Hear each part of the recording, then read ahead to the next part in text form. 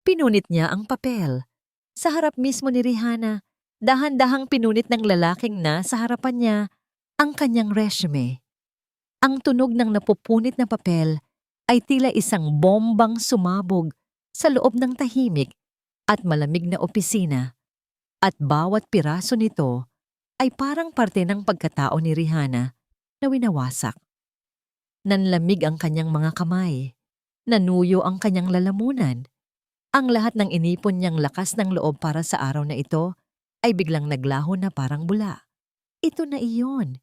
Ito na ang huli niyang pag-asa. Kaninang umaga lang, tumawag ang doktor ng kanyang ama. Ang mga salitang binitawan nito ay paulit-ulit na tumatatak sa kanyang isipan. Severe heart complication. Kailangan na siyang maoperahan sa lalong madaling panahon, Miss Villanueva. At ang kasunod na tanong ng doktor ang pinakamasakit sa lahat. Handa na po ba ang pamilya ninyo sa gastusin? Hindi. Hindi sila handa. Kailanman ay hindi sila naging handa sa ganoong kalaking halaga. Kaya naman, ang interbyong ito sa Lopez Enterprising and Company ay hindi lang basta interview. Ito ang manipis na sinulid na pinagkakapitan ng buhay ng kanyang ama. Itinaas ni Rihanna ang kanyang nanginginig na tingin. Nakatitig sa kanya si Gray Lopez, ang CEO. Ang mga mata nito ay malamig, walang emosyon, na para bang sinusuri siya hindi bilang isang aplikante, kundi bilang isang bagay na maaaring bilhin o itapon. Nakaupo ito nang tuwid sa kanyang mamahaling leather na upuan sa likod ng isang malaking lamesa na gawa sa mahogany. Ang suot nitong itim na suit ay perpekto, ang pagkakatahi. Sumisigaw ng kapangyarihan at yaman. Siya ang may-ari ng lahat ng ito. At siya ang humahawak sa kapalaran ni Rihanna sa mga sandaling ito. Sir, may nagawa po ba akong mali? Halos pabulong na tanong ni Rihanna. Hindi sumagot si Gray Lopez. Sa halip, may kinuha itong isang itim na folder mula sa gilid ng kanyang lamesa at marahang itinulak iyon papalapit sa kanya. Buksan mo. Simpleng utos nito. Sumunod si Rihanna. Nanginginig ang kanyang mga kamay habang binubuklat ang folder. Inaasahan niyang makikita ang isang job description o isang kontrata para sa posisyon ng sekretarya. Pero hindi. Ang nakita niya ay isang dokumento na may pamagat na Non-Disclosure and Surrogacy Agreement, at sa ilalim nito, isang numero na halos ikaluwa ng kanyang mga mata. 20 milyong piso na patingala siya, puno ng pagkalito ang kanyang mukha. Sir, ano po ito? Nagkakamali po yata kayo. Muling nagsalita si Gray Lopez, at sa pagkakataong ito, ang boses niya ay mas malamig pa kaysa sa aircon ng opisina. Hindi ako nagkakamali, Miss Villanueva. Malinaw ang nakasulat dyan. Pero, para saan po ito? Ang in-applyan ko po ay trabaho bilang sekretarya. Isinandal ni Gray ang kanyang likod sa upuan at pinagkrus ang kanyang mga braso. Ang bawat kilos niya ay kalkulado, walang bahid ng anumang pag-aalinlangan. Tinitigan niya si Rihanna mula ulo hanggang paa. Isang tingin na nagpababa sa kanyang pagkatao na para bang isa lamang siyang produkto sa isang estante. Hindi ko kailangan ng sekretarya, deklara ni Gray sa wakas. Ang bawat salita ay tumatagos sa puso ni Rihanna na parang matatalim na kutsilyo. Ang kailangan ko ay isang babaeng magdadala ng anak ko sa kanyang sinapupunan. Tumayo si Rihanna. Ang kanyang mga binti ay nanginginig, ngunit pinilit niyang tumayo ng tuwid. Isang malamig na galit ang unti-unting gumapang sa kanyang buong katauhan. Pinapalitan ang paunang pagkabigla at takot. Huminga siya ng malalim. Hindi po ako isang hayop na pwede ninyong bilhin para magkaanak, Sir Lopez. Mariin niyang sinabi. Ang bawat salita ay may diin. Kahit napilit niyang pinipigilan ang panginginig ng kanyang boses. At lalong hindi ipinagbibili ang aking karangalan. Hindi niya hinintay ang sagot nito. Mabilis siyang tumalikod, Ang kanyang mga kamay ay nakakuyom sa magkabilang gilid. Bawat hakbang papalabas ng opisinang yon ay parang isang hakbang palayo sa isang masamang panaginip. Hindi niya nilingon ang lalaking nag-alok na bilhin ang kanyang sinapupunan. Nang makalabas siya sa naglalakihang gusali ng Lopez Enterprising, doon lamang niya pinakawalan ang hiningang kanina pa niya pinipigilan. Sumakay siya ng bus pauwi. Isinandal niya ang kanyang noo sa malamig na salamin ng bintana at doon, walang tigil na bumuhos ang kanyang mga luha. Hindi luha ng lungkot, kundi luha ng galit at kahihiyan. Paano nagawa ng isang tao na mag-alok ng ganoong bagay? Ganoon na ba kababa ang tingin niya sa mga mahihirap na tulad niya? Na ang lahat ay may katumbas na presyo? Na ang dignidad ay pwedeng bayaran ng pera? Dumating siya sa pampublikong ospital na amoy gamot at puno ng mga taong naghihintay. Dumiretso siya sa ward kung saan naroon ang kanyang ama. Pero pagpasok niya sa silid, isang eksena ang bumungad sa kanya na halos ikahinto ng kanyang paghinga. Ang kanyang ama, si Mang Lando, ay nangingisay sa higaan. Ang monitor sa tabi nito ay gumagawa ng isang nakakabinging, tuloy-tuloy na tunog. Ang kanyang ama ay hirap na hirap huminga. Ang mga mata nito ay nakadilat sa takot habang nakahawak sa kanyang dibdib. "Tatay!" sigaw ni Rihanna. Nagsitakbuhan ang mga nurse at doktor papasok sa silid. Itinulak siya papalayo habang ginagawa nila ang lahat para i-revive ang kanyang ama. Mula sa siwang ng pinto, kitang-kita niya ang kaguluhan, ang panik, at ang desperadong pagtatangka na ibalik ang pintig ng puso ng nag-iisa niyang pamilya.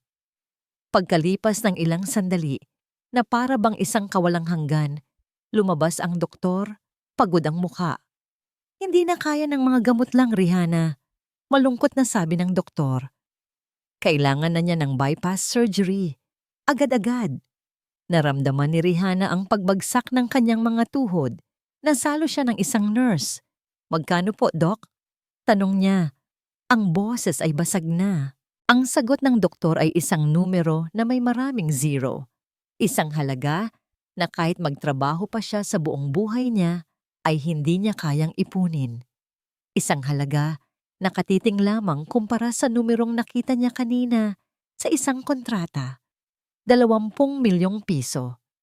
Nakatulala siyang naglakad papunta sa maliit na kapilya ng ospital. Umupo siya sa isang bakanteng upuan sa harap, nakatitig sa imahe ng krus. Walang lumalabas na salita sa kanyang bibig. Walang luha. Tanging isang malaking blanko sa kanyang isipan.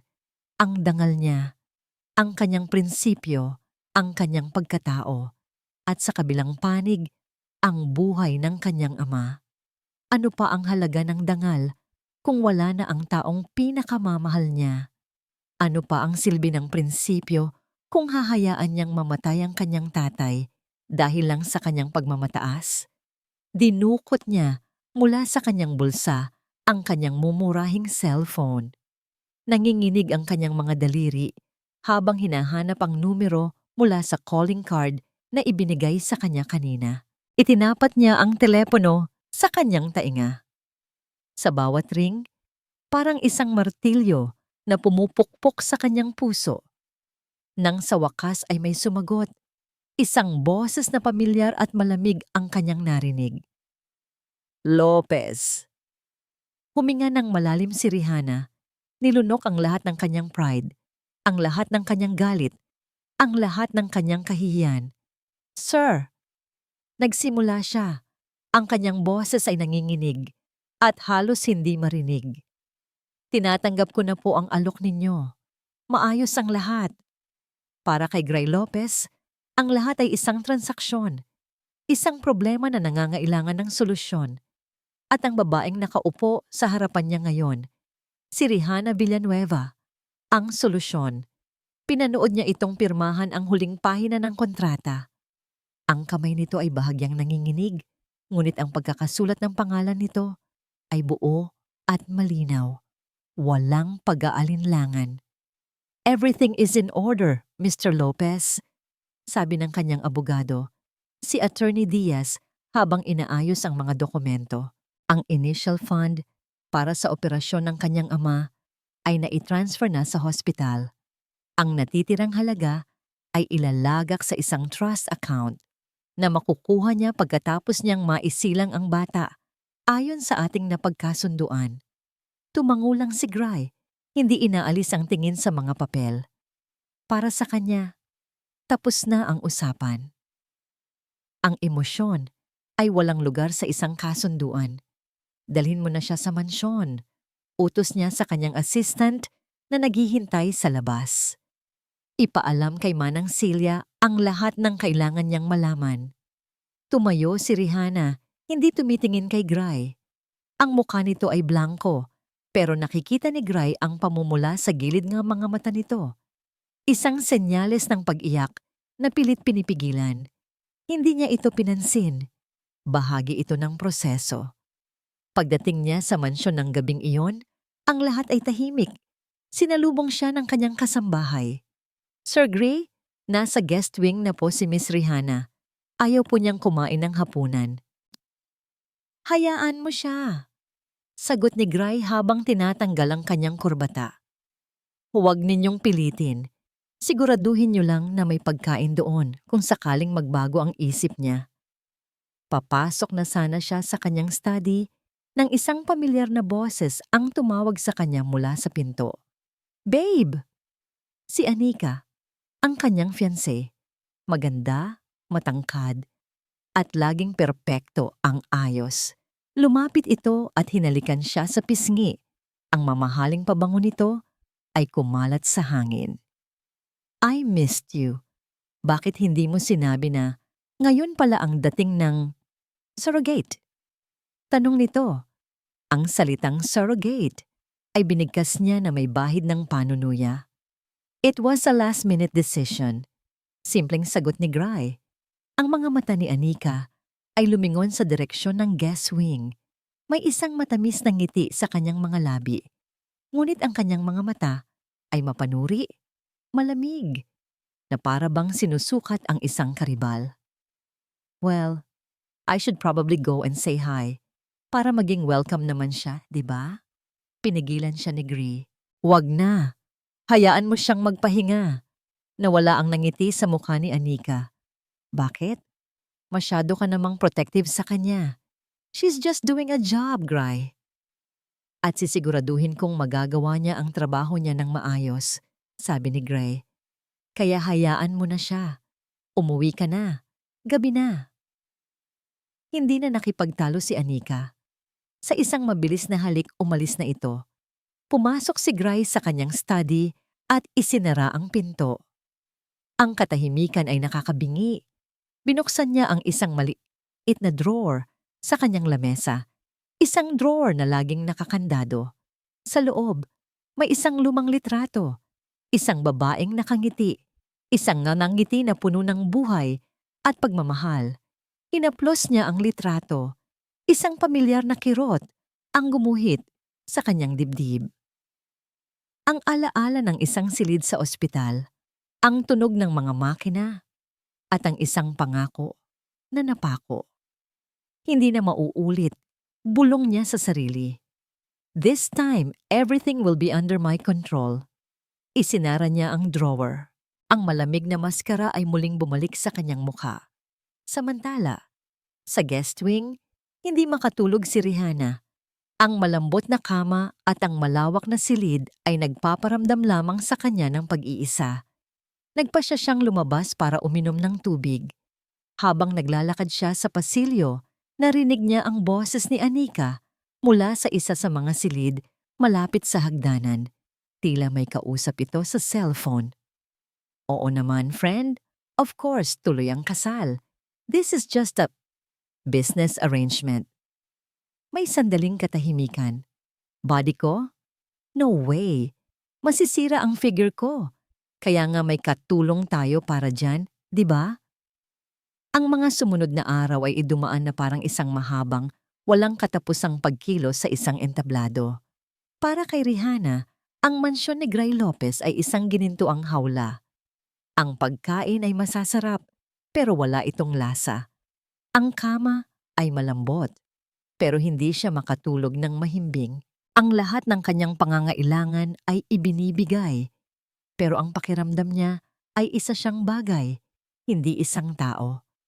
Ang hapunan ang pinakamahirap na parte ng araw. Mag-isa siyang kumakain sa isang napakahabang lamesa na kayang pakainin ang 20 tao. Si Gray ay laging kumakain sa kanyang opisina o umuuwi ng sobrang gabi. Hindi sila nagkikita, hindi sila nag-uusap. Isang kasunduan lang ang nag-uugnay sa kanila. Isang kasunduan na walang puwang para sa kahit anong personal na ugnayan. Isang umaga, gumising si Rihanna na masama ang pakiramdam. Isang pamilyar na pagkahilo at pagduduwal ang bumati sa kanya. Tumakbo siya papunta sa banyo at doon inilabas ang lahat ng laman ng kanyang sikmura. Nanghihina siyang napasandal sa pader. Morning sickness. Isa ito sa mga sintomas na sinabi sa kanya ng doktor na posibleng maranasan. Hindi siya kumain ng almusal. Hindi rin siya bumaba para sa tanghalian. Mananatili na lang sana siya sa kanyang silid buong araw nang may kumatok sa kanyang pinto. Si Manang Celia, ang mayordoma. Ma'am Rihanna, pinapatawag po kayo ni Sir Gray sa dining area. Nagulat si Rihanna. Ito ang unang beses na ipinatawag siya ni Gray mula nang tumira siya roon. Maingat siyang bumaba ng hagdan. Nakita niya si Gray na nakaupo na sa lamesa. Nakabihis pa rin ng kanyang pang-opisina. Tila kararating lang nito. Umupo ka, sabi nito. Hindi man lang tumitingin sa kanya. Tahimik siyang ang umupo sa kabilang dulo ng lamesa. Ang distansya sa pagitan nila ay napakalawak. Hindi ka raw kumain maghapon. Simula ni Gray, ang tono ay parang isang boss na kinakausap ang kanyang empleyado. Nakalagay sa kontrata na kailangan mong alagaan ang iyong kalusugan. Ang hindi pagkain ay paglabag sa kasunduan. Napayuko si Rihanna. Ang kahihiyan at inis ay muling gumapang sa kanya. Masama po ang pakiramdam ko. Anong masama ang pakiramdam mo? Nahihilo po ako at nasusuka. Isang saglit na katahimikan ang namagitan. Inaasahan ni Rihanna na magagalit ito na sasabihin itong kasalanan niya iyon. Pero iba ang sumunod na nangyari. Tumayo si Gray. Walang imik itong naglakad papunta sa kusina. Narinig ni Rihanna ang kalansing ng mga kaldero at pinggan. Ano ang ginagawa nito?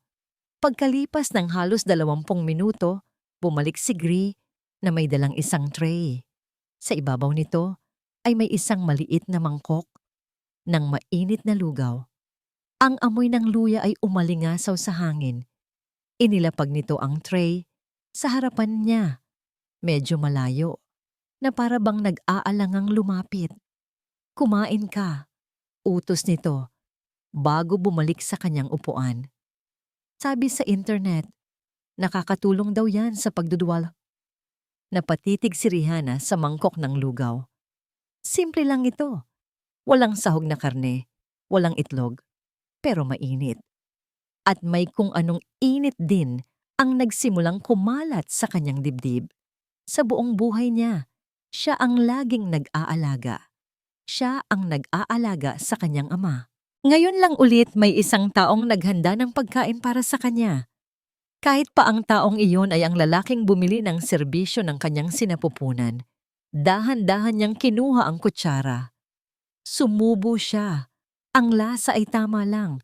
Ang init ay kumalma sa kanyang sikmura. Nang maubos niya ang lugaw, nag-angat siya ng tingin. Nahuli niya si Gray na nakatingin sa kanya. Sa isang saglit, sa isang kisap mata, nakita niya ang isang bagay sa mga mata nito. Hindi ang karaniwang lamig. Isang bagay na hindi niya mapangalanan. Pero kasing bilis ng paglitaw nito, nawala rin ito. Muling naging blanko ang mukha ni Gray. Tumunog ang cellphone ni Rihanna. Isang text mula sa doktor. Congratulations, Miss Villanueva. The procedure was successful. You are officially pregnant. Napahawak siya sa kanyang tiyan. Itinaas niya ang kanyang tingin at nagtama muli ang kanilang mga mata ni Gray sa kabila ng mahabang lamesa. Alam niyang nabasa rin nito ang parehong mensahe. Sa pagkakataong ito, hindi na nila maialis ang kanilang mga tingin sa isa't isa. Isang bagong koneksyon ang nabuo. Isang buhay na ngayon ay pareho nilang pinanghahawakan. Isang asset. Iyon si Rihanna Villanueva. Isang investment na kailangang protektahan para masigurado ang resulta. Paulit-ulit itong sinasabi ni Gray sa kanyang sarili. Ito ang lohikal na paliwanag sa mga kilos niya nitong mga nakaraang linggo. Kaya ng isang araw, habang nasa kalagitnaan siya ng isang napakahalagang board meeting, pumasok ang kanyang sekretarya at may ibinulong sa kanya. Sir, nadulas po si Ma'am Rihanna sa may Hardin. Hindi siya nagdalawang isip. This meeting is adjourned. Mabilis niyang sinabi na ikinagulat ng lahat ng board members. Iniwan niya silang nakanganga habang mabilis siyang naglakad palabas. Ang dahilan? Simple. Ang investment ay nasa panganib. Kailangan itong suriin. Pero nang makita niya si Rihanna na nakaupo sa sofa habang maingat na ginagamot ni Manang Celia ang gasgas sa tuhod nito, isang kakaibang pakiramdam ang kanyang naramdaman. Hindi ito pag-aalala para sa isang asset. Ito ay kaba. Isang tunay na kaba. Okay ka lang ba? Tanong niya. Ang boses ay mas marahas kaysa sa kanyang intensyon. Nagulat si Rihanna sa bigla niyang pagdating. Okay lang po, sir. Maliit na gasgas lang. Sa susunod, mag-iingat ka. Sabi niya bago tumalikod at bumalik sa kanyang study. Isinara niya ang pinto at napasandal dito. Bakit siya umalis sa meeting para lang doon? Nagsimula siyang gumawa ng mga bagay na hindi niya karaniwang ginagawa. Isang beses, habang pauwi, napadaan siya sa isang grocery store. Pumasok siya. Hindi niya alam kung ano ang kanyang hinahanap. Hanggang sa nakita niya ang isang estante ng mga manggang hilaw. Naalala niya, noong isang araw, narinig niyang binanggit ito ni Rihanna kay Manang Celia. Kumuha siya ng isang supot para sa kalusugan ng bata. Katwiran niya sa sarili habang nagbabayad sa cashier. Pero nang gabing iyon, mula sa kanyang bintana, nakita niya si Rihanna nakaupo sa hardin, masayang kumakain ng manggang dala niya. At sa unang pagkakataon, sa loob ng maraming taon, isang maliit, halos hindi mahahalata, nangiti ang sumilay sa mga labi ni Gray Lopez. Ang mga gabing tulog niya ay hindi na naging mahimbing. Isang gabi, nagising siyang humihingal. Ang dibdib ay kumakabog ng malakas. Pawis na pawis. Ang kanyang panaginip, bumalik na naman. Ang pamilyar na amoy ng ospital. Ang nakakabinging tunog ng EKG machine na nagiging isang tuwid na linya.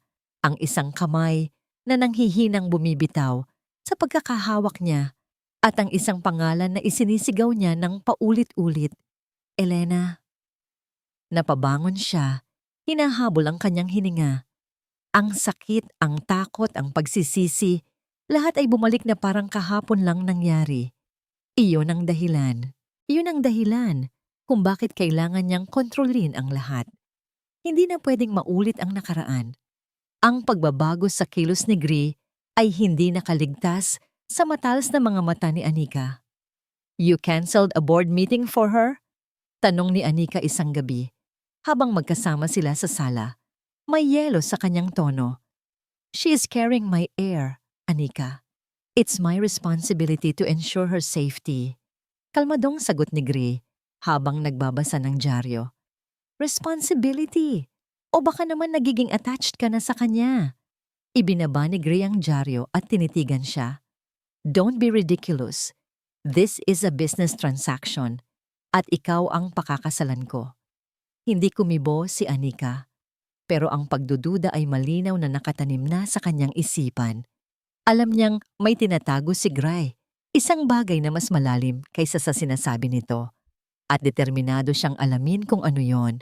Nang gabing iyon, nang sigurado siyang tulog na ang lahat, maingat na pumasok si Anika sa study ni Gray gamit ang susi na palihim niyang pinagawa. Ang kanyang target, ang nakakandadong drawer sa lamesa nito, gamit ang isang hairpin at sa kaalamang natutunan niya sa panonood ng mga pelikula, nagtagumpay siyang buksan ito.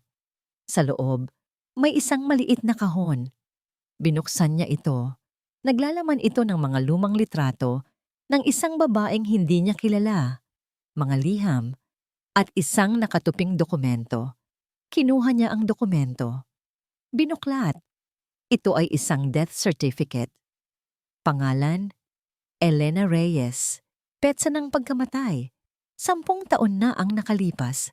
At ang dahilan ng pagkamatay? Ang mga salitang nagpatigil sa paghinga ni Anika. Bigla ang pagpalya ng puso habang nanganganak. Isang malamig at kalkuladong kamuang ngiti ang gumuhit sa mga labi ni Anika. Sa wakas, natagpuan na niya ang sandata na kanyang gagamitin. Takot. Iyon ang unang naramdaman ni Anika habang nakatitig sa death certificate ni Elena Reyes.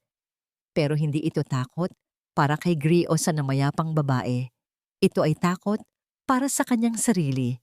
Nang gabing iyon, pag-uwi niya sa kanilang lumang bahay, isang bahay na dating simbolo ng kanilang yaman, pero ngayon ay unti-unti nang kinakain ng mga utang. Nadatnan niya ang kanyang ama na nakaupo sa dilim, hawak ang isang baso ng alak. Tumawag na naman ang bangko, Anika. Sabi nito, ang boses ay pagod at walang pag-asa. Binibigyan na lang nila tayo ng ilang buwan.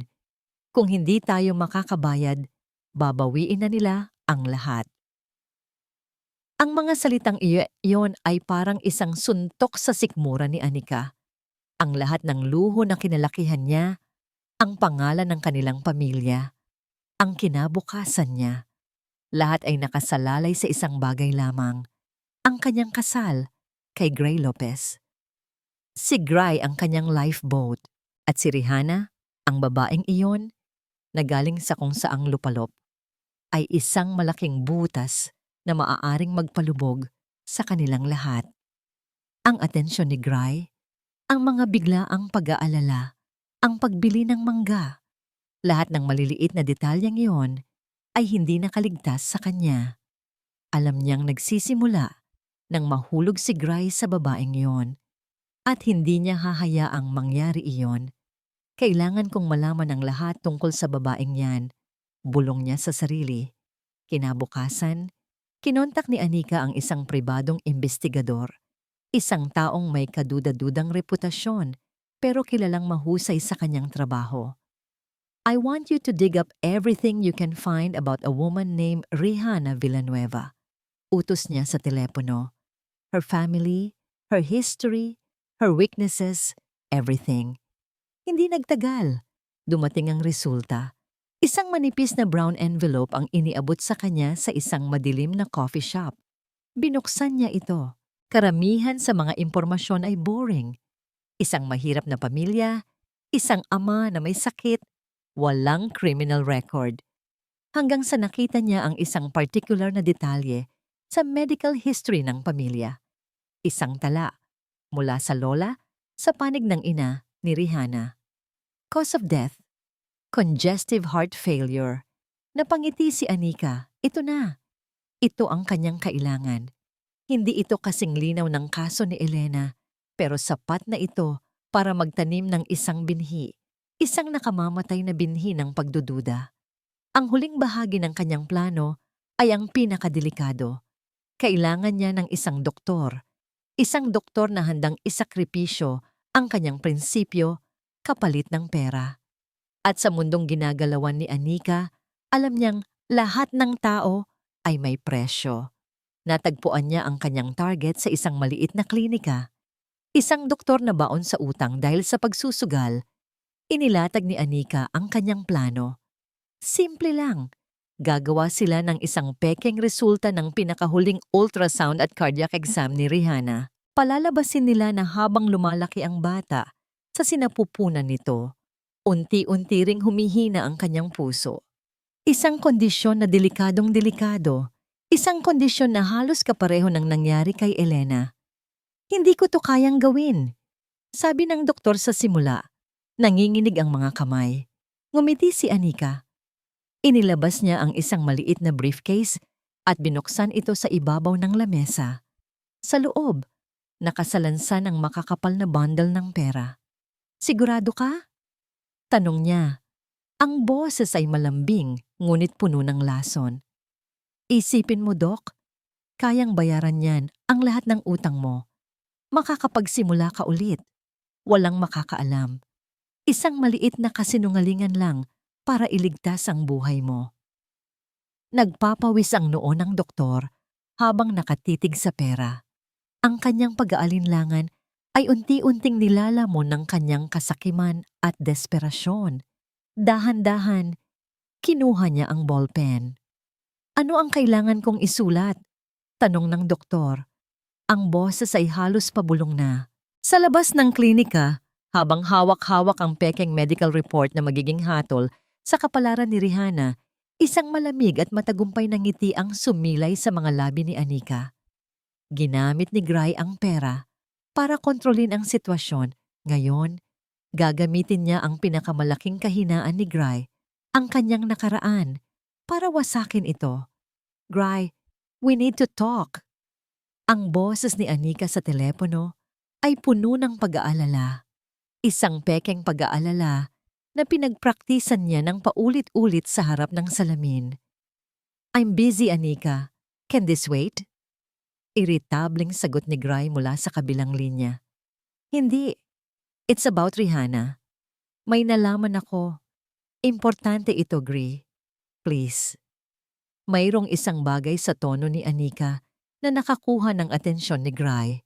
Pumayag itong magkita sila sa mansyon pag-uwi niya. Nang gabing iyon, naabutan ni Gray si Anika sa sala. Palakad-lakad. Tila hindi mapakali. Sa kamay nito ay isang brown envelope. What is this? Tanong ni Gray. Walang pasensya. Nakita ko ang resulta ng pinakabago niyang check-up. Sabi ni Anika. Iniabot ang envelope kay Gray. Pinadala ito ng ospital dito kanina. Gray, hindi maganda ang laman nun yan. Kunot noong kinuha ni Gray ang envelope.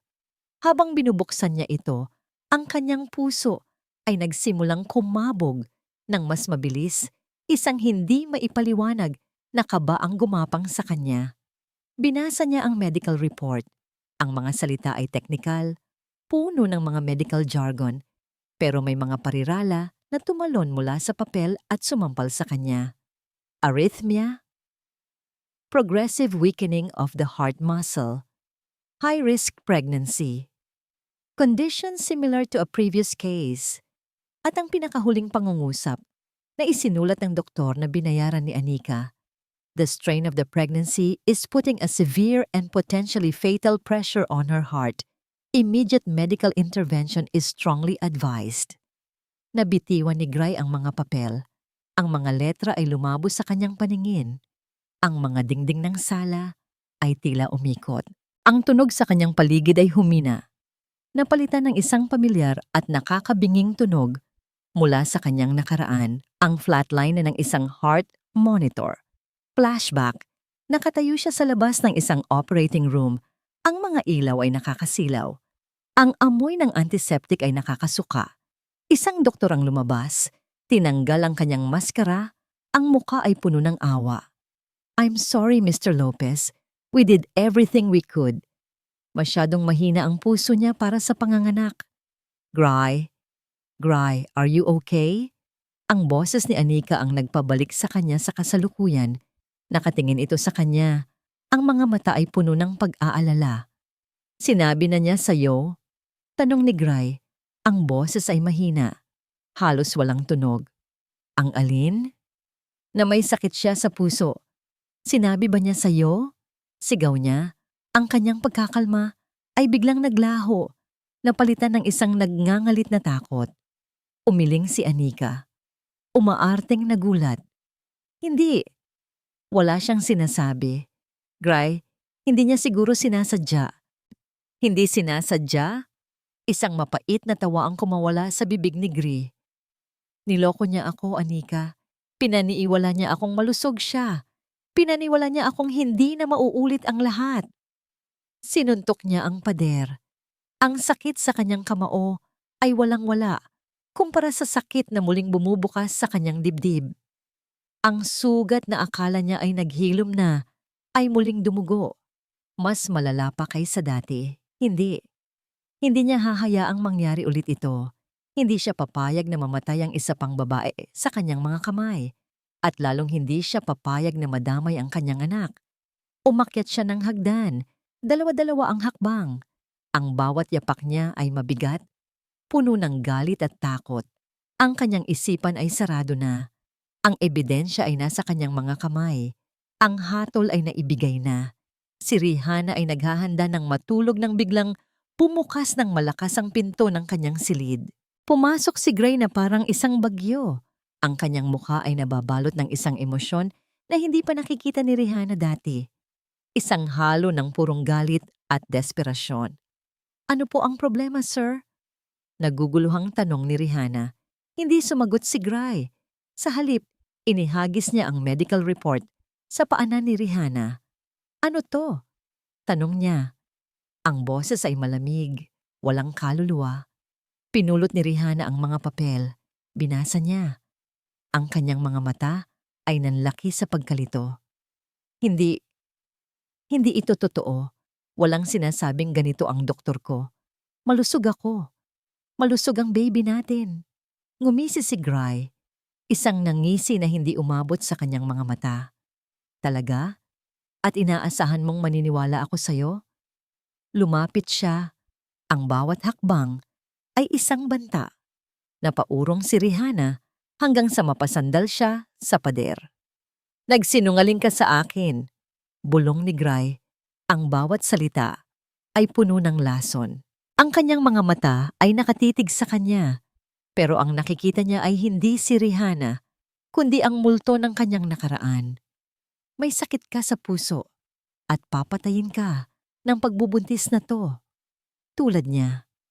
Huminga siya ng malalim, pinatatag ang kanyang sarili para sa mga susunod na salitang bibitawan niya. Mga salitang sisira sa lahat. "Kailangan mong itigil ang pagbubuntis na to." Ang mga salita ni Gray ay tumama kay Rihanna na parang isang malakas na sampal. "Ano?" Iyon lang ang salitang lumabas sa kanyang bibig.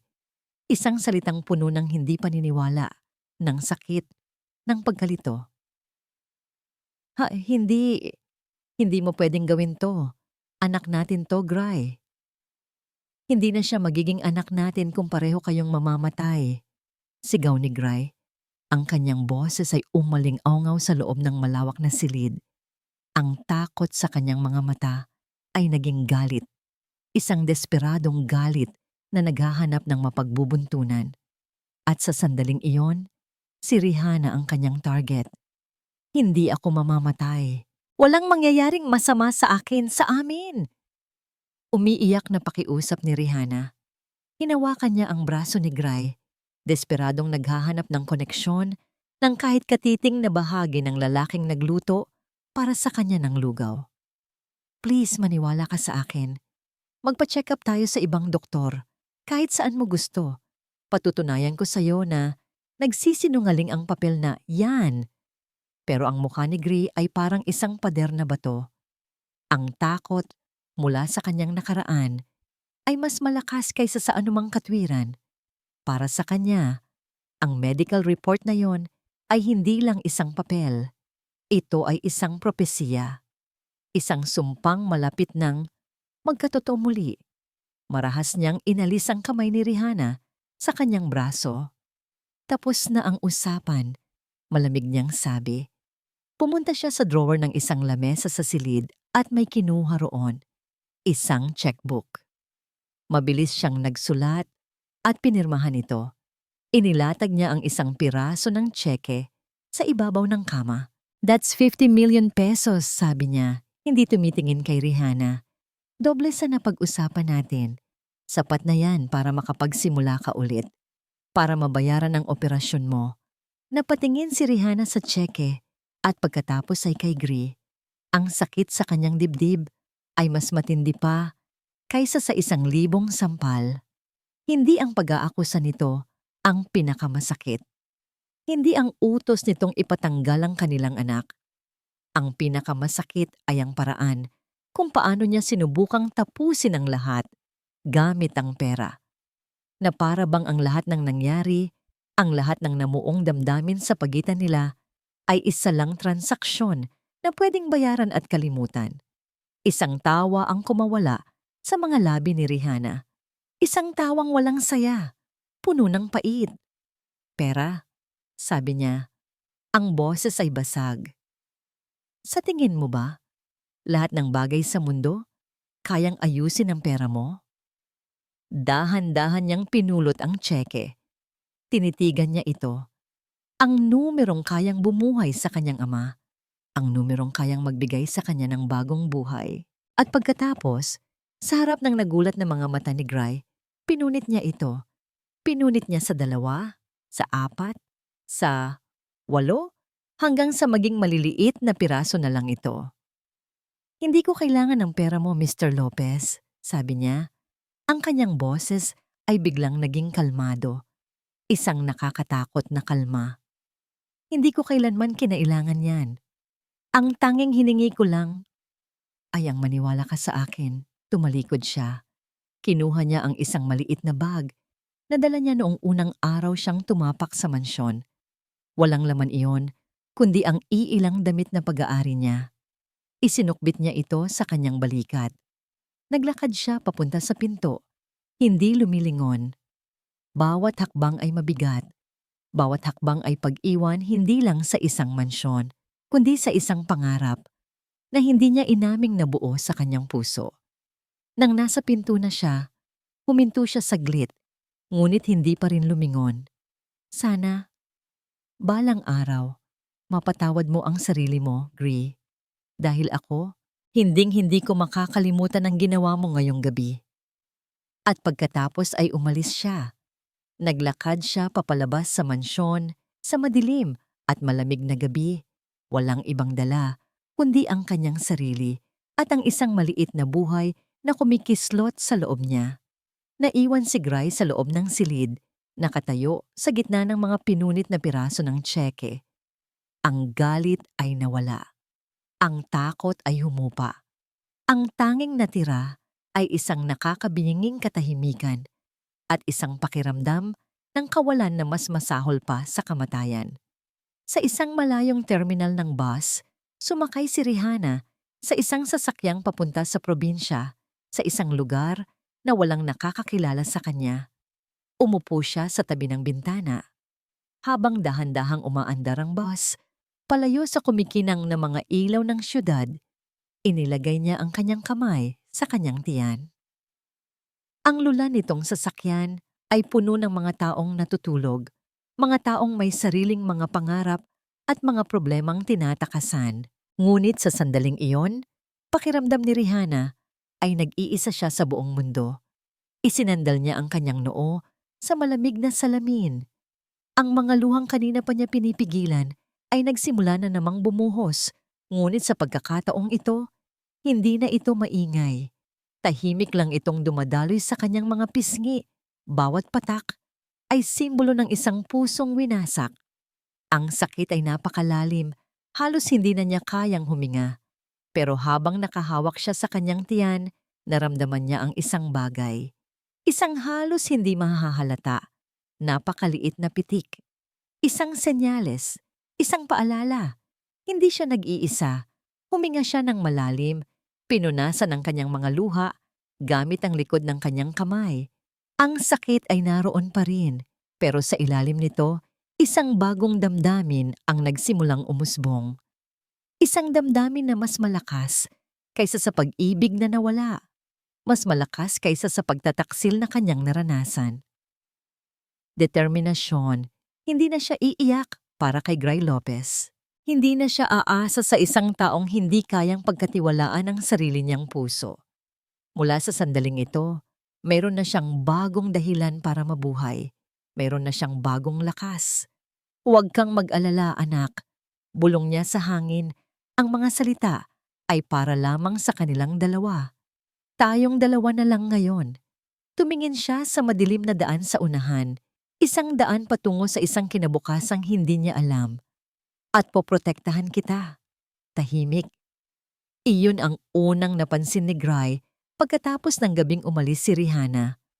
Ang mansyon, na dati simbolo ng kanyang kapangyarihan at tagumpay, ay naging isang malawak at malamig na libingan. Ang katahimikan ay nakakabingi. Bawat sulok ay sumisigaw sa kanyang pag-iisa. Lumipas ang 1 linggo. 1 linggong parang impyerno. Hindi siya makatulog, hindi siya makakain. Ang imahe ni Rihanna na puno ng sakit ang mga mata habang pinupunit ang tseke ay paulit-ulit na bumabalik sa kanyang isipan. Isang gabi, hindi na niya natiis. Naglakad siya papunta sa guest wing. Binuksan niya ang pinto ng silid na dating tinutuluyan ni Rihanna. Ang lahat ay malinis at maayos na para bang walang sino mang tumira roon. Pero ang amoy nito, may naiwan pa ring bahagyang amoy ng mabilis na shampoo na ginagamit ni Rihanna. Sa ibabaw ng maliit na lamesa sa tabi ng kama, may isang bagay na naiwan. Isang mumurahing panali sa buhok. Dinampot niya ito. Napakaliit na bagay. Ngunit sa mga kamay niya, naramdaman niya ang bigat ng buong mundo. Dito siya unang napangiti ulit pagkatapos ng maraming taon habang pinapanood niya itong kumain ng mangga. Dito siya nakaramdam ng kaba nang malaman niyang nadulas ito. Dito niya ito sinigawan, tinakot at pinalayas. Kasalanan ko. Ang 2 salitang iyon ay umalingaw-ngaw sa kanyang isipan, kasalanan ko. Hindi dahil sa sakit nito sa puso, kundi dahil sa sarili niyang karuwagan. Kinabukasan, pinuntahan niya si Anika. Naabutan niya itong masayang namimili ng wedding gown sa isang mamahaling boutique. Cancel everything, sabi ni Gray. Ang boses ay walang emosyon. Natigilan si Anika. What? What do you mean? Inilabas ni Gray ang isang maliit na kahon mula sa kanyang bulsa. Binuksan niya ito at ipinakita ang engagement ring. I'm calling off the wedding. Gray, no. Dahil ba sa kanya? Wala na siya, di ba? You're safe now. Your heir is safe. Halos hysterical na sabi ni Anika. Ang mga salitang iyon, you're safe now, ang nagtanim ng unang binhi ng pagdududa sa isipan ni Gray. Ang reaksyon ni Anika ay hindi pag-aalala, kundi tagumpay. This has nothing to do with her. Malamig na sagot ni Gray, kahit alam niyang kasinungalingan iyon. This is about me. I'm not ready. Iniwan niya ang singsing sa ibabaw ng lamesa at umalis, hindi pinapansin ang mga sigaw ni Anika sa kanyang likuran. Pag-uwi niya, muli niyang kinuha ang pekeng medical report. Sa pagkakataong ito, hindi natakot ang nagtulak sa kanya, kundi isang malamig at kalkuladong pagsusuri. Tiningnan niya ang bawat detalye. Ang letterhead ng ospital, ang pangalan ng doktor. May isang bagay na hindi tama. Si Dr. Ramirez. Hindi ito ang doktor na inassign niya para subaybayan ang pagbubuntis ni Rihanna. Ang orihinal na doktor ay isang matandang babae, si Dr. Santos, ang pinakamahusay na OBGYN sa bansa. Kinuha niya ang kanyang telepono. Nagkita sila ni Dr. Santos sa isang tahimik na restaurant. Mr. Lopez, bati ng doktora. I was surprised to get your call. Akala ko ayaw niyo na sa serbisyo ko. What do you mean, doctor? Nakatanggap ako ng tawag mula sa opisina ninyo last week. Sinasabing you were transferring Miss Villanueva to another specialist. Paliwanag ng doktora. Nagtaka nga ako dahil sa huling check-up namin, she was perfectly healthy. In fact, she was one of the healthiest expectant mothers I've ever handled. Ang puso ni Gray ay huminto sa pagtibok. Healthy? Yes, as healthy as one can be. Her heart is strong. The baby is developing perfectly. I have her original records here. Inilabas ni Dr. Santos ang isang folder mula sa kanyang bag. Binuksan ito ni Gray. Ang mga resulta ay kabaligtaran ng lahat ng nasa report na ibinigay ni Anika. Walang arrhythmia, walang kahinaan ng puso. Ang lahat ay kasinungalingan. Nagpakita si Grace sa maliit na klinika ni Dr. Ramirez nang walang anunsyo. Ang doktor ay namutla nang makita siya. Mr. Lopez, anong maipaglilingkod ko sa inyo? Hindi nagsalita si Gray. Ipinatong niya sa lamesa ng doktor ang dalawang medical report, ang peke at ang totoo. Explain this. Nagsimulang magpawis ng malapot si Dr. Ramirez. Minsan po nagkakaroon ng discrepancy sa resulta. Don't lie to me, sabi ni Gray. Ang boses ay mahinahon ngunit puno ng panganib. I know everything. I just want to hear it from you. Who paid you to do this? Nanginginig ang buong katawan ng doktor. Sa ilalim ng matalim na tingin ni Gray, unti-unti siyang bumigay. Patawad po, Sir Lopez. Umiiyak na, sabi ng doktor. Baon po ako sa utang. Inalok po ako ng malaking pera. Hindi ko po sinasadya. No? Mariing tanong ni Gray. Tumingala ang doktor. Ang kanyang mga mata ay puno ng takot at pagsisisi. Si Mama Nika po. Isang nakabibinging katahimikan ang bumalot sa silid. Dahan-dahang ikinuyom ni Gray ang kanyang mga kamay. Ang mga ugat sa kanyang braso ay lumitaw. Ang kanyang mga mata ay namula. Ang sakit, ang pagsisisi, at ang isang nag-aapoy na galit ay nagsama-sama sa kanyang dibdib. Niloko siya. Ginamit ang kanyang nakaraan laban sa kanya. At sa kanyang karuwagan, itinaboy niya ang nag-iisang babaeng nagpakita sa kanya ng tunay na pag-aalaga. At ngayon, nawawala ito. Dala ang kanyang anak. Ang unang ginawa ni Gray ay harapin si Anika. Hindi na siya galit. Wala nang sigawan. Ang nararamdaman na lang niya ay isang malamig na pagkadismaya. Natagpuan niya ito sa condo unit nito, umiinom ng wine na para bang walang nangyari. Alam ko na ang lahat, sabi ni Gray. Ang kanyang boses ay kalmado, ngunit may bigat na parang bakal. Alam ko na ang ginawa mo kay Dr. Ramirez. Alam ko na ang pagsisinungaling mo. Namutla si Anika. Gray, I can explain. Huwag na, putol ni Gray. Tapos na tayo. At sisiguraduhin kong malalaman ng buong business community ang ginawa ng pamilya mo. Ang panloloko, ang pandaraya. Iyon ang tanging sandata na tumatalab kay Anika, ang pagkasira ng kanilang pangalan at ang tuluyang pagbagsak ng kanilang yaman. No, please. Pagmamakaawa nito, hindi na siya pinakinggan ni Gray. Tumalikod siya at hindi na lumingon pa. Pagkatapos noon, ginamit niya ang lahat ng kanyang yaman at kapangyarihan, hindi para kontrolin ang mundo, kundi para hanapin ang isang tao. Ipinakalat niya ang kanyang mga tauhan.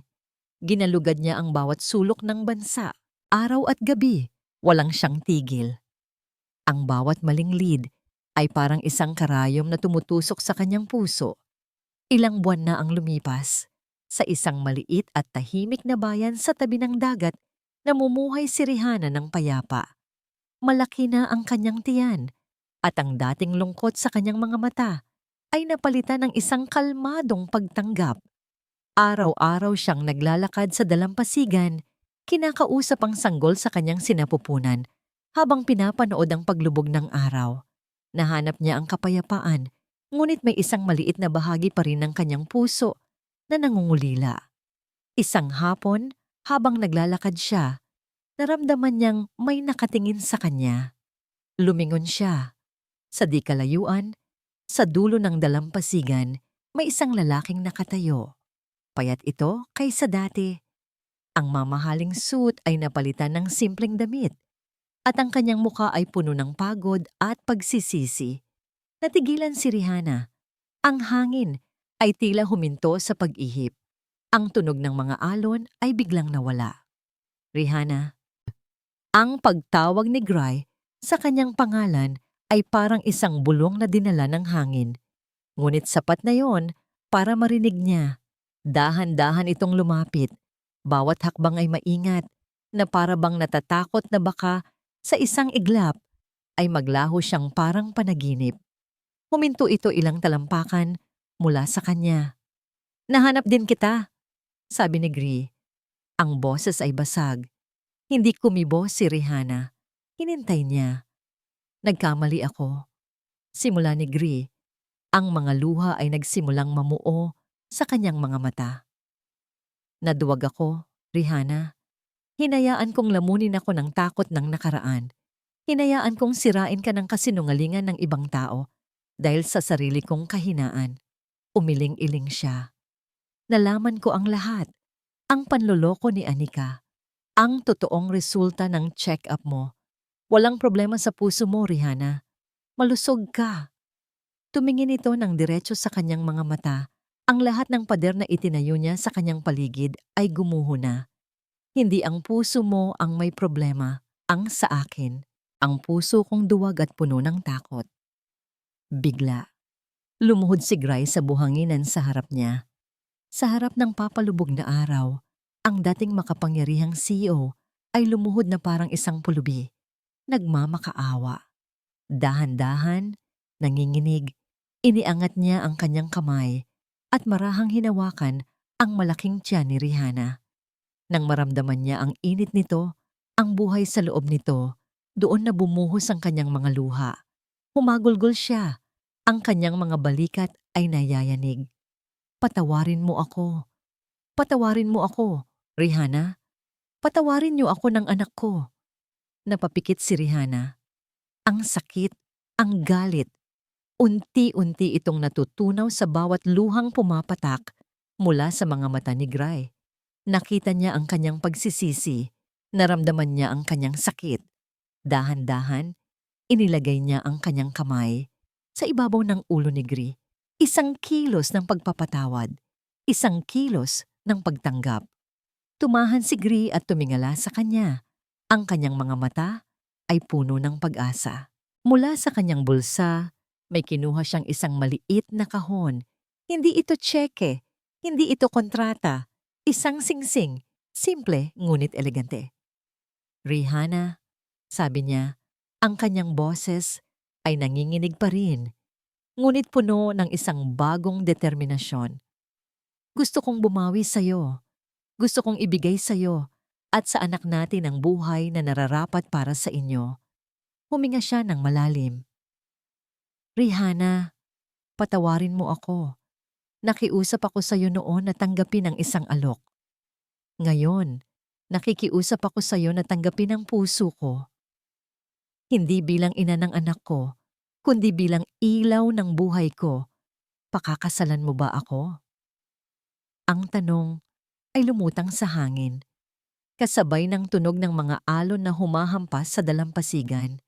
Ang papalubog na araw ay nagpinta sa kalangitan ng kulay kahel at rosas, na para bang ang buong kalikasan ay huminto upang saksihan ang sandaling iyon. Tinitigan ni Rihanna ang lalaking nakaluhod sa kanyang harapan.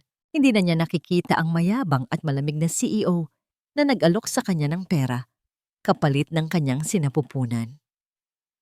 Ang nakikita niya ngayon ay isang lalaking hubad sa lahat ng kanyang kapangyarihan at yaman. Isang lalaking nag-aalay ng kanyang basag na puso. Umaasang bubuuin niya itong muli. Nakikita niya ang hinaharap sa mga mata nito. Hindi isang hinaharap na binili o pinilit, kundi isang hinaharap na sabay nilang bubuuin.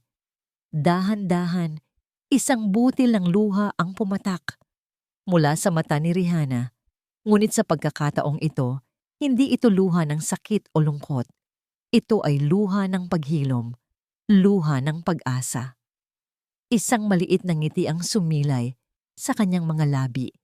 Isang ngiting nagdala ng liwanag, hindi lang sa kanyang mukha, kundi pati na rin sa buong mundo ni Gray.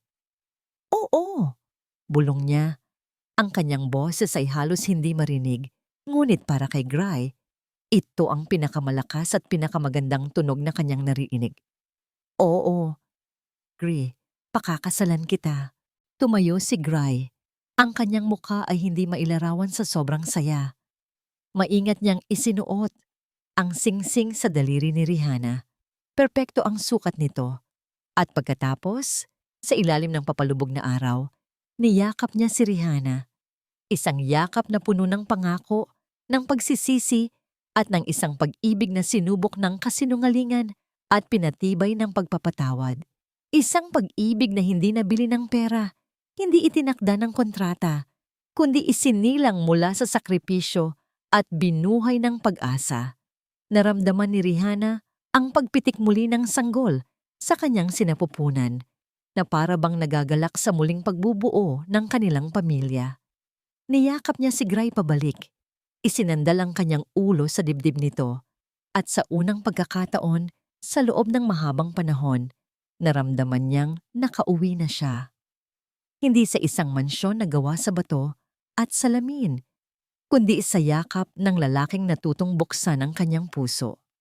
Makalipas ang 5 taon, ang dating malamig at tahimik na mansyon ay napuno ng buhay at tawanan. Sa malawak na hardin, kung saan dati ay nadulas si Rihanna, isang batang lalaki na may mga matang tulad ng kay Gray at ngiti na tulad ng kay Rihanna, ang masayang nagtatakbo habang hinahabol ang isang bola. "Dahan-dahan lang, Lander!" Sigaw ni Rihanna mula sa veranda, kung saan siya ay nagbabasa ng libro. "Hayaan mo siya, mahal," sabi ng isang boses sa kanyang likuran. Lumapit si Gray, may dalang 2 baso ng juice. Umupo ito sa tabi niya at inakbayan siya. Iba na ang Gray ngayon. Ang dating laging kunot na noo ay napalitan ng mga guhit ng pagtawa sa gilid ng kanyang mga mata. Ang lamig sa kanyang titig ay napalitan ng walang katapusang init at pagmamahal tuwing titingin siya sa kanyang mag-ina. "Tingnan mo siya," bulong ni Gray. "He's perfect." "Mana sa ina," pabirong sagot ni Rihanna. Tumawa si Gray. "Sa'yo niya nakuha ang puso niya. Mabuti at mapagmahal." Itinuro niya ang sariling dibdib. "Dito sa akin, sa'yo niya nakuha ang pangalan niya, si Lando at si Elena." Lander. Napangiti si Rihanna. Ang kanyang ama, si Mang Lando, ay matagumpay na naoperahan at ngayon ay malakas na at masayang nakatira sa isang maliit na bahay malapit sa kanila, ang paboritong kalaro ng kanyang apo. Ang alaala naman ni Elena ay hindi na isang multo ng nakaraan, kundi isang paalala ng pag-ibig na nagbukas ng daan para sa kanila. Pinanood nila ang kanilang anak na madapa sa damuhan. Imbes na umiyak, tumawa lang ito at muling tumayo para habulin ng bola. "Salamat, Rihanna," biglang sabi ni Gray. Ang kanyang boses ay seryoso. "Para saan?" Tumingin ito sa kanya. Ang kanyang mga mata ay puno ng pasasalamat. "Salamat dahil tinuruan mo akong magmahal muli. Salamat dahil pinatawad mo ako sa lahat ng aking pagkakamali. At salamat sa pagbibigay sa akin ng pinakamahalaga kong yaman." Hindi niya tinutukoy ang kumpanya o ang pera. Ang tinutukoy niya ay ang pamilyang nasa harapan nila. Hinawakan ni Rihanna ang kanyang kamay. "Hindi lang ikaw ang nagkamali, Gray.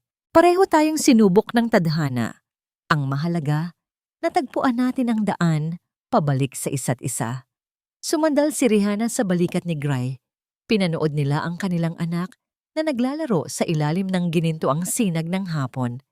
Ang kontratang minsan ay naging tanikala sa kanilang mga buhay ay isa na lamang malayong alaala. Dahil ang pamilyang binuo nila ay hindi nakabase sa isang kasunduan na may pirma at selyo, kundi sa isang pangakong isinulat sa kanilang mga puso. Isang pangako ng pagmamahal na walang katumbas na halaga at hinding-hindi na mabibili pa. At dito po nagtatapos ang kwento ng pag-ibig ni Gray at Rihanna. Mula sa kaibuturan ng aking puso, maraming salamat sa inyong walang sawang pagsubaybay at pakikinig. Bawat minuto na inyong inilaan upang samahan sina Rihanna at Gray sa kanilang paglalakbay ay isang malaking karangalan para sa akin. Habang isinusulat ko ang bawat kabanata, naramdaman ko ang bawat sakit, bawat takot, at bawat munting tagumpay ng ating mga bida. Ang kanilang kwento ay isang paalala na tayong lahat, kahit gaano pa katatag, ay may mga kahinaan at mga sugat mula sa nakaraan. Ngunit ito rin ay isang patunay na ang puso ng tao ay may walang hanggang kakayahang magpatawad, maghilom, at umibig muli. Sana po ay may napulot kayong aral at inspirasyon sa kanilang istorya na ang tunay na pag-ibig ay hindi kailanman nabibili ng pera at ang tunay na yaman ay hindi nasusukat sa anumang material na bagay kundi sa pamilyang ating minamahal at sa kapayapaan ng ating kalooban. Ngayon, nais ko namang marinig ang inyong saloobin. Anong bahagi ng kwento ang pinakatumatak sa inyong puso? Ano ang aral na dadalhin ninyo mula sa paglalakbay na ito? Mangyari po lamang na iwanan ang inyong mga komento sa ibaba. Ang bawat mensahe mula sa inyo ay nagbibigay sa akin ng lakas upang magpatuloy sa paglikha ng mga kwentong tatagos sa inyong mga puso. Hanggang sa ating muling pagsasama sa susunod na kwentuhan. Ito po ang inyong lingkod na laging umaasa at naniniwala sa wagas na pag-ibig